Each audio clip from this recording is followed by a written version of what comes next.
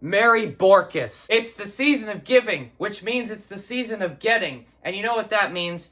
Christmas is around the corner. People are about to start going to stores to stock up on Christmas gifts. And you know what that means? It means it's about the right time of the year to talk about what I think are the best things that you could get someone and the things that you will destroy a relationship or friendship with a person with if you happen to get it for them for Christmas. And this year, oh boy, I've got quite the list of things to talk about. We're going to be going over, just like last year, the top 5 best and the top 5 worst blasters that have come out this year. This counts everything except for basically anything that is hobbyist, 3D printed, things that you kind of have to go on Out of Darts or somewhere to find. Not because I think that they're not worth talking about or that they wouldn't make the list, but those are blasters where if you know about them, chances are you already know whether or not they're going to make a good gift for the person that you're thinking of getting it for. Which just might happen to be yourself. So with all that said, we're going to begin this with an honorable mention, both from the best and the worst side. First, my honorable mention from the worst side, and I'm sure I'm going to get some flack for this, but the Zuru Smoking Barrel Blaster. Now, I'm not saying that this blaster is necessarily bad, which is why it's not on the bad list. However, I have to be honest, it's a crusher.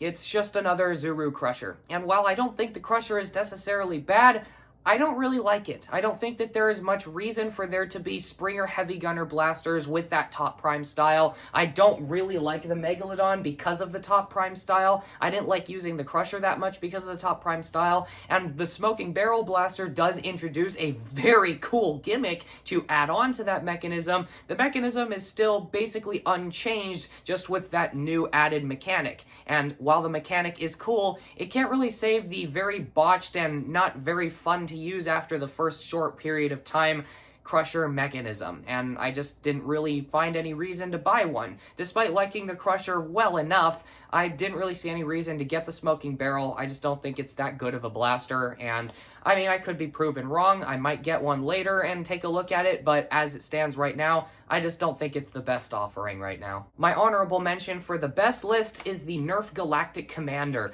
This almost made the best list. In fact, it was on the best list until I remembered another blaster that took its spot. And I really do like this blaster.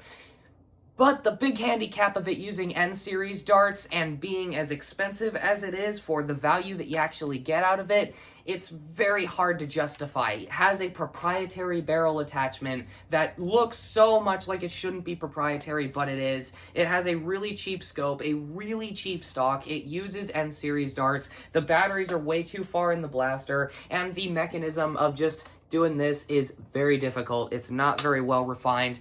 It's just not good enough of a blaster to make the top 5 best list this year, considering the options that are on the top 5 best list, which I genuinely feel like are better than this blaster in almost every way.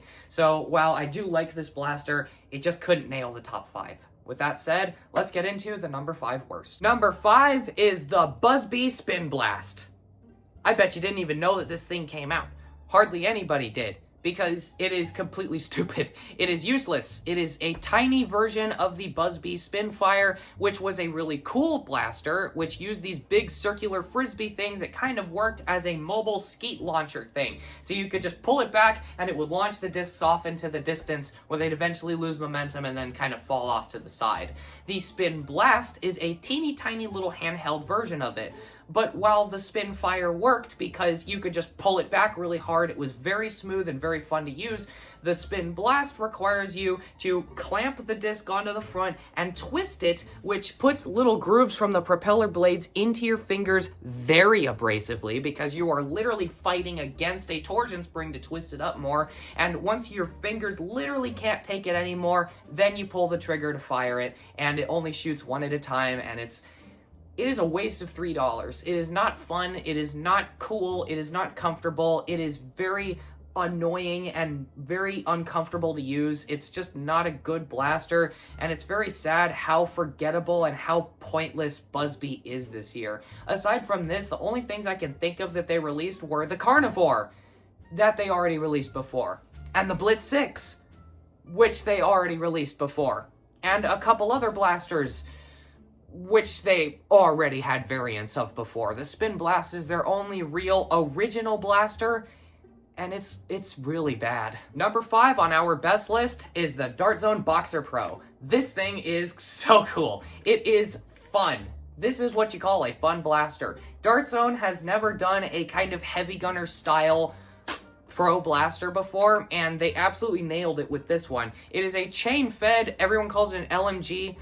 I don't care, I still think it's like a heavy gunner blaster, because realistically, you use it like this. If you are using it, shouldering it, it just isn't fun. If you're using it like a heavy gunner blaster, it is very fun. It's got a bipod just for the sake of having a bipod that doubles as a really nice foregrip. It has a 50 dart half dart chain, which despite the fact that Dart Zone's track record with chains is about as low as it can possibly go, the chain is better than other Dart Zone chains that exist right now, so it is a bit of a step in the right direction. It comes with a big ammo box that chances are you're not going to use if you have the Xbox Games one, but the most important detail is the fact that Dart Zone sells extremely big chains for relatively cheap. So you can expand the existing chain that it comes with and get 100, 200, 300, like even 500 dart chains. You can make a giant ammo box. It's a very simple connector, so it's easy to design your own ammo box to go on it and 3D print one. It really does seem like this blaster was designed with care and fun in mind, rather than just appealing to the sweaty elitists that want another pump-action Springer, because the 500 billion of them that exist right now aren't enough for them. This blaster was designed with fun in mind, and I love it. At number 4 on the worst list is another blaster I'm sure you guys didn't even know released, the Gelfire Pronto. The Gelfire Pronto is basically just like, if you can imagine the Gelfire like dual wield pack where you have the dual stage big trigger that primes and fires the blaster, but it is bigger, it's uglier, it's less comfortable, it does not work at all, and it features an extra step for the sake of featuring an extra step that makes it an absolute nightmare to use, where you have to tilt the blaster down every time you fire it because the little port to drop the gel rounds in is up on a shelf. That's a great design, because gel rounds flow down into the funnel, so making the gel rounds go up into the funnel is definitely going to work great, because that's how gravity works. And my favorite part about it is not even 5 minutes into testing it, it immediately broke. And it broke in the worst way possible, where the catch did not want to catch anymore, and I had to return it on the same day that I bought it. What a great product. Number 4 on the best list is the Primus. This thing really did exceed my expectations. I really like it. I really like this blaster. I didn't think I was gonna like this blaster at all, because all this blaster is just a Mark III for Australia. It's a brand blaster. It's a trench gun shooter. No. It's a Mark III from Australia, and that is all I can really see it as. You just put the magazine in the top, and it shoots full lengths, and it doesn't shoot half lengths, except it does. Because I haven't reviewed this blaster yet, but this blaster can shoot half darts. It has an extra piece which is screwed into the inside of the shell that you can add onto the pusher to make it compatible with half darts. That's awesome. I love that. I really like that a lot. It feels like them having the gear rack on top of the pusher from the Maxim Pro, but it was directly intended for modders to find. It is not something that you're gonna need, but it's there if you want it, and I love it. And aside from that, it really is just a much better Mark III. It's more refined, the trigger feels better, both in the full auto and semi-auto modes. It's very snappy, it's very smooth, it's very accurate considering it's a stock flywheeler that runs off 6 AA's, and even then, of course, it already has an XT30 that is in there, so you can just take the battery tray out and then put a Li-ion or LiPo in. It really does feel like they put more effort than they had any right to in this blaster. It has a nice stock, it has a nice bipod that also doubles as a very nice foregrip, the same one that they used in the Boxer Pro, so this is interchangeable. It has a cool looking barrel, which is easy to remove. It has a cool looking side mounted stock or scope that's easy to remove, and then what do you get? This really nice Thunderbolt looking silhouette, which keeps the N-Strike stock attachment point and all the things that made the Thunderbolt cool, but with the added silly gimmick that the magazine is sticking out of the top because it is hilarious like that. I love this blaster. I love this thing a lot. Number 3 on the worst list is the Arctic Zero Striker. This blaster looks so cool, and it is so depressing how dumb it actually is. This is a $35 blaster. I paid $35 for this. I'm pretty sure it's $30, but I paid $35 because I guess tariffs or whatever else. But it is a comfortable, good-looking, bolt-action, internal magazine-fed sniper rifle. Seems pretty good, right? It's great until you actually start using it. Not just to mention that it is literally a strike back, but with a bolt action and without the comfortable pump handle or the fun little strike back mechanism that it has. No, it's just a bolt action version of it that looks like this. And the grip is okay, but it features some of the most bafflingly stupid decisions I've ever seen. Obviously, proprietary barrel, because definitely there's no way for an elite dart to fit through here, so we just have to add a little bit of extra plastic to make sure that this won't fit onto an end strike barrel, and make sure that this is 0.0000000000001 millimeters too big to put an elite barrel on, just to make sure, because there's no barrels that have ever been created that an end series dart will ever fit through. It comes with a bipod, which, congratulations, Arctic Zero Striker. You finally have done it. You've come out with a bipod that is worse than every other bipod that Nerf has made. I thought it wasn't possible with the Modulus one, but no. This bipod is the worst I've ever seen. It is so unbelievably cheap. It feels like crap. It just falls apart. It wants to fall apart. I can see the plastic splitting just by opening and closing it. It has a scope, which, to be fair, is a really good-looking scope until you get to the part where there's two different shades of white, which make it look hideous in person. You can paint that, so I guess it's not that bad. And it comes with the most brilliant way to create a proprietary stock ever. Have a completely normal, regular stock attachment point, but make the stock upside down. No, this is not the way that the Scavenger did it, where they inverted the stock attachment point. This is a regularly mounted stock attachment point that is really low, which means if you put this stock on any blaster, it will be mounted super duper high, not just looking weird, but also being uncomfortable and basically unusable. So congratulations, proprietary stock, proprietary barrel, bipod that makes you want to die, and a scope that looks really good, except for the colors. And aside from that, you just have a strike back, which is bolt action. The lack of things that make this blaster worth it essentially turn it into a $35 accessory that you have to paint to look good. And that is why it's at number 3. Number 3 on the best list is the Volcanic Pro. I love this blaster. I love this thing a lot. This blaster is up there with the Nexus Pro X on my list of Dart Zone blasters that I absolutely adore. And just like the Nexus Pro X, I think that this is the best version out of any Dart Zone blaster in its category, being a Magging Grip Slamfire enabled top prime Springer pistol. This is the best one they've made. And it comes with a premium that I don't agree with at all. This list is not judging blasters based off of their price to value ratio, because realistically, if you want to get a blaster, you're going to pay whatever the blaster is worth, even if it is way too much. And I just like the blaster. I have to say that this blaster is good because it's good. I don't think that it is worth $55, but I do think that it is a good blaster in this category. I think it's very comfortable. I love the prime. I think it's really smooth. It's accurate. It shoots hard. It is a joy to use, and it comes with a B-car that looks good and matches the design of the blaster perfectly, with a silly little rail that you can use for the silly Dart Zone way, or you can do what everybody else is thinking of and attach this thing to the front barrel of a much bigger primary and then shove a Venom Pro on the underside of it. Oh yeah, that's what I'm talking about. Stuff like that is why I like attachments like this. And when you take everything off, you just have a really cool looking little hand cannon that is really fun to use. It really does seem like Dart Zone put all of their passion and energy and love into this thing that they didn't for the number 2 worst blaster, but we'll get into that in a second. And then the Dart Zone CEO came in and said, wow, that's really good.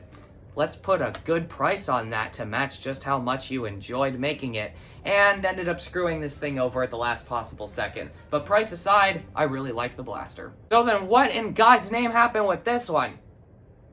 It's the same thing. This is literally just the Volcanic Pro, but smaller and cheaper. It is, once again, a Magen Grip Slamfire-enabled top prime pistol.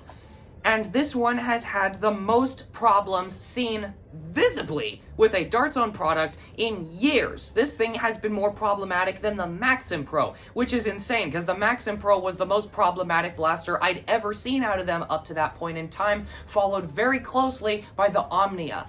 This blaster tops all of that. This is the most problematic Dart Zone blaster that has ever come out. And it's insanely baffling, because all they needed to do to fix it was just add more lubricant to the trigger. The one I got happened to be one of the good ones. This blaster works just fine, and that is making it hard for me to make a video on it because I like this blaster.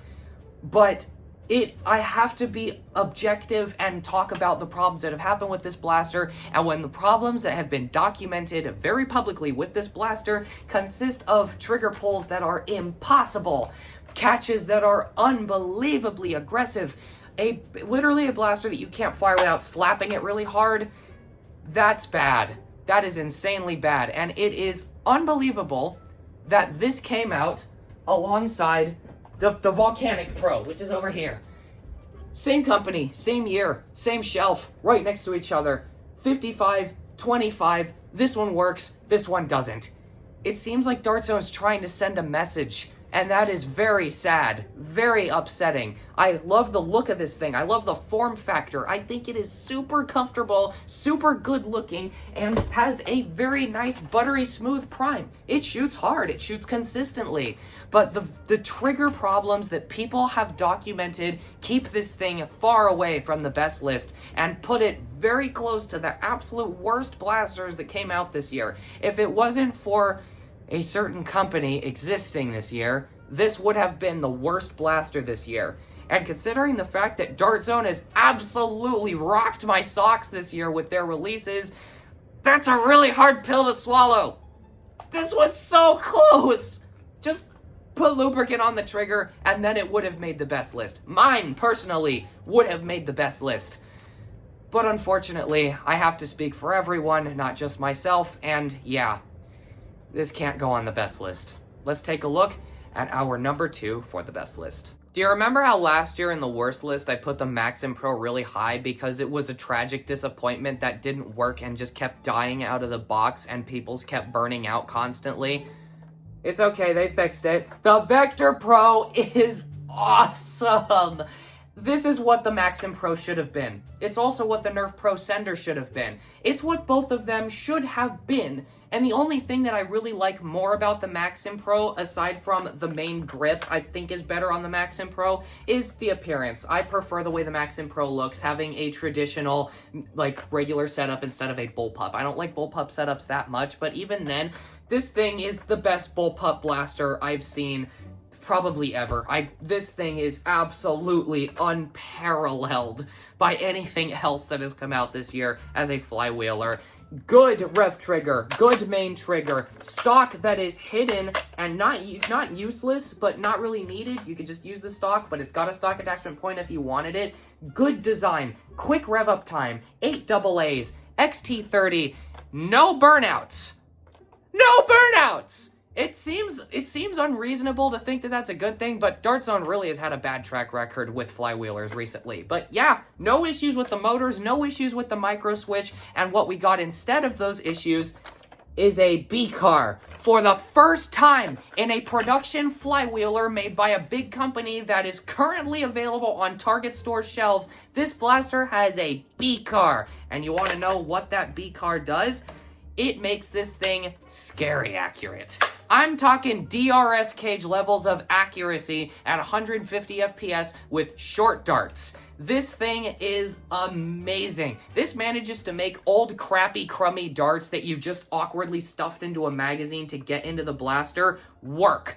It is outstanding how good this blaster is. Not to mention, it features the most cleverly hidden jam door in the history of all Dart Zone blasters. Now you don't see me, now you do! I love that.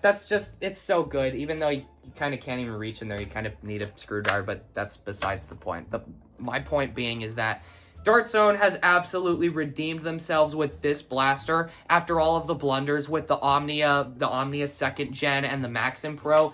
We needed this. This is what the hobby needed for flywheelers. The B car is going to change things when it comes to flywheelers in the future. You know how Dart Zone is. When they do something, other companies start following behind. And if the B car becomes standard, it's going to make flywheeler blasters be taken a lot more seriously. So what's the worst blaster this year? I mean, the Brute Pro was a really big disappointment, and it's only on a technicality, really, because if all of them worked as well as mine does, it wouldn't even be on the worst list. So, I mean, seriously, Dart Zone freaking nailed it this year.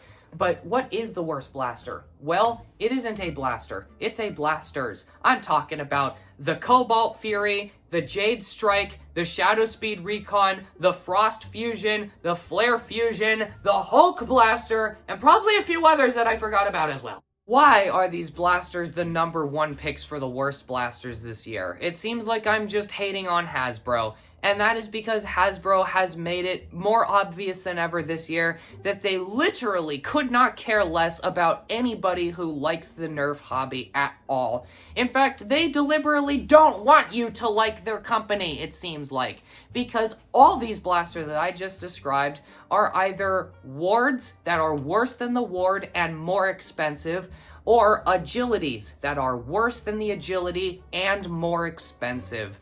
None of these blasters have any value. They offer nothing. They are nothing. So most of these blasters are completely pointless. They are just wards or agilities. Most of them are just agilities. They're all 6-round pump action or bolt action blasters. And then the Jade Strike, Cobalt Fury, and Hulk Blaster are all 2-shot wards. There are more wards out there that I don't even know the names of because there's so many of them.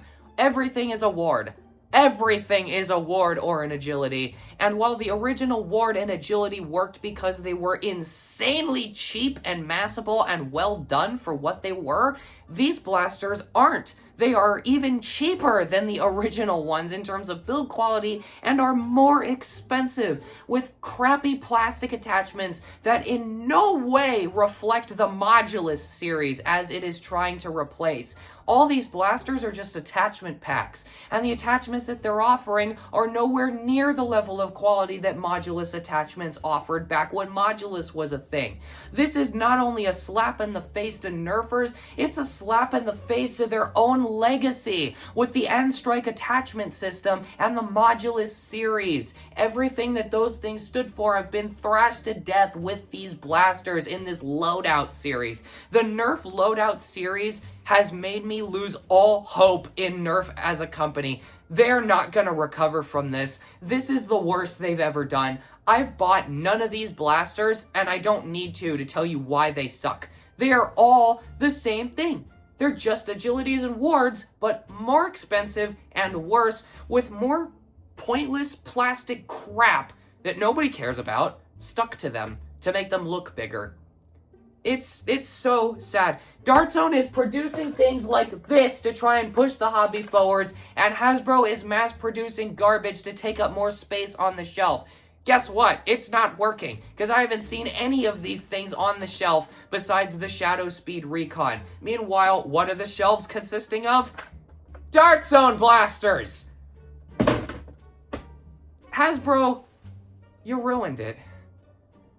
Let's talk about the best blaster to cheer things up a bit. You know, it would be a pretty amazing feat if Dart Zone took up the entire best list this year. And honestly, I wouldn't be surprised because they've really been cooking this year. If it wasn't for the Brute Pro and this blaster's release, they would have taken up the whole best list. If the Brute Pro worked and this didn't come out, Dart Zone would be the best list because they did fantastic this year. But I can't help but think that this blaster might just be so good that it might make all of next year's offerings look mediocre. And that is scary. Zuru does not get to cook this hard. This is the Piston Pump. It is quite possibly the best blaster I have ever seen. I made a video talking about all the reasons why I think this thing's absolutely fantastic and why it is definitely the best blaster this year, but I'm going to summarize it pretty simply. It is an AEG And if you know the record of AEGs in the Nerf hobby, you know that it's pretty rocky. Most of them are very, very fiddly, do not work, are hard to fix, like to break very easily, are unbelievably expensive, feature things like proprietary mechanisms, proprietary magazines, proprietary barrels, proprietary basically everything. And aside from the Stampede and modding the Stampede, there is not much reason to look into AEGs. And then this one came along, and this one is literally just the best one in every way. This blaster features things that other AEGs don't even think about, like the fact that after you shoot it, then it primes. It does not prime and then fire upon trigger pull. It stays primed, so when you pull the trigger, it's instant gratification with the return prime afterwards. It has rechargeable batteries seen in the stock with a realistic buffer tube that is interchangeable with realistic buffer tubes. It has a very big, comfortable grip, a very smooth, snappy trigger with a good feeling responsive micro switch. It's compatible with Talon mags, with an insanely well done geometry up here that allows you to have your offhand on the front of the blaster so you can just pull down and load in magazines just super effortlessly. No issues whatsoever. Long brass barrel with a B-car, 150 FPS, and the best part about it, it works. It doesn't break. This is an AEG that is made by X-Shot that doesn't break. Do you remember when the Longshot came out and it was like the rockiest start to any Pro series from any company? It was even worse than when Dart Zone made the Dart Zone Pro and it almost kind of worked, and then they made the 1.1 and then it almost kind of worked, and then they made the Nexus Pro and it sort of almost a little bit kind of maybe slightly worked, and then it like took forever for Dart Zone to make a good blaster. Yeah, I think X-Shot's release of the Longshot was even worse because that thing just didn't work, and then they re-released it and then it still kind of didn't work, and then they re-released it and it worked, and then they made the Fury X, and then they made this! This is insane. And what's even better, the fact that it actually works, is the fact that it's cheap. It's $80. That's not that expensive. In fact, I'm pretty sure this here is $70. You can get it for $70. You can get it for $70 a lot of places. It's cheap. And it works. And it's so good. This thing is so good. I don't know what to say. I think this might actually be the best blaster ever. I don't think they're ever gonna top this. If they top it, it's just gonna be this, but better. And I don't know how to make it better. How do you make this better? This is insane. This is literally the best thing Zuru's ever made. Like, wow. I could go on a tangent about this for years. I could talk about this blaster for actual years. It is the thing that I take to Nerf games. I take this and the Volcanic Pro and the Vector Pro to games. That's my loadout. Because it really is just that good. It's so good that it worries me that other blasters will look boring and mediocre by comparison, because that's how good it is. Definitely the best blaster this year. Definitely one of the best blasters ever made by any company. And if there's anybody that you know that's interested in nerfing, this is the one to look at. So with all that said, I hope you like my list and tell me your list in the comments. Thank you guys for watching. Bye!